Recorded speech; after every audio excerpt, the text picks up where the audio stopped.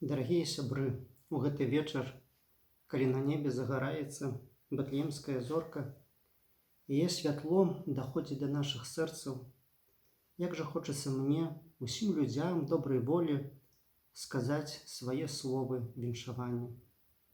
Сённяшні вечар святы і цудадзейны, бо сам Бог прыходзіць на зямлю. Спрадвечны Сын Божы становіцца адным з нас, смяротным чалавекам. У гэты вечар даўно таму звяршыліся тысячагадовыя спадзяванні народу абранага.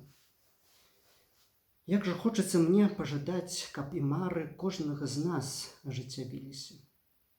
Цуд Божага нараджэння дазваляе нам, насуперак часам горкага досведу шэрай рэчаіснасці, асмелівацца спадзявацца на светлы заўтрашні дзень.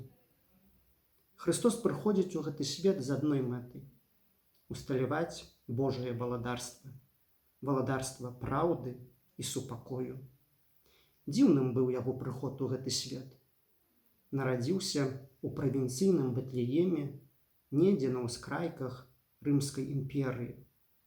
Але сёння, тым не менш, можам са здзіўленнем задаваць сабе пытанне: ну і дзе ж тая Рымская імперыя? Дзе ж той вялікі Ірад, цар ізраільскі, які так прагнуў перашкодзіць Божаму з'яўленню? Гісторыя дазваляе канстатаваць такі парадак рэчаў.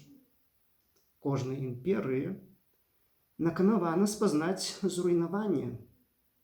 Кожны Ірад раней ці пазней памірае.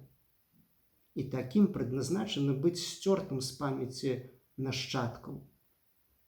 Бо кожнаму з іх ужо ёсць падрыхтавана месца на сметніку гісторыі. Христос жа і праз тысячагоддзі з'яўляецца цэнтрам жыцця для мільярдаў людзей нашай планеты. Нараджэнне Христовае у сённяшнюю ноч святкуюць па ўсім свеце каля 2 мільярдаў хрысціянаў. Сябры, мы не можам забывацца таго, што адбылося ў гэтую ноч. Больш за 2000 гадоў таму назад. Христос, які зышоў з нябёсаў і прыйшоў у свет, дазволіў нам вярнуцца на нябёсы. Ён дае нам шанец адшукаць згублены рай і шчасце.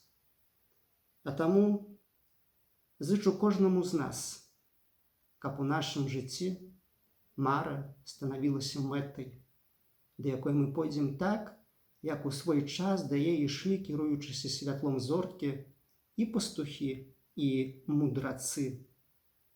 Мудрацы з усходу таму і былі мудрацамі, што не толькі марылі, але кожнага дня падымаліся і рабілі чарговыя крокі ў кірунку Бэтлеема, мэты свайго падарожжа.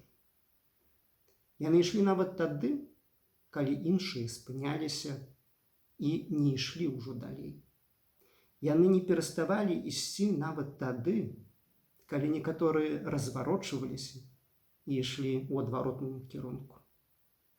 Мудрацы сталі мудрацамі, бо ўсё жыццё кіраваліся святлом нябеснага свяціла.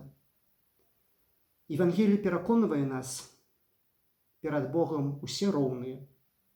Пастух і кароль, кожны мае права дайсці да свайго шчасця.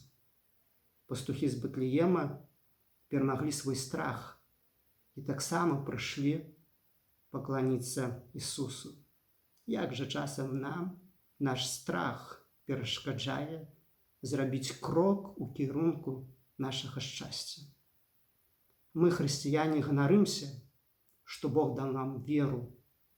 Мы, як кажа прарок Ісая, як той народ, які хадзіў у цемры, убачыў святло вялікае. Над жыхарамі краіны смяротнага ценю зазяла святло. Так вось, сябры, жадаю вам і сабе, каб мы, асветленыя святлом бэтлеемскай зоркі, маглі жыць згодна сваім сумленнем у атмасферы супакою і шчасця.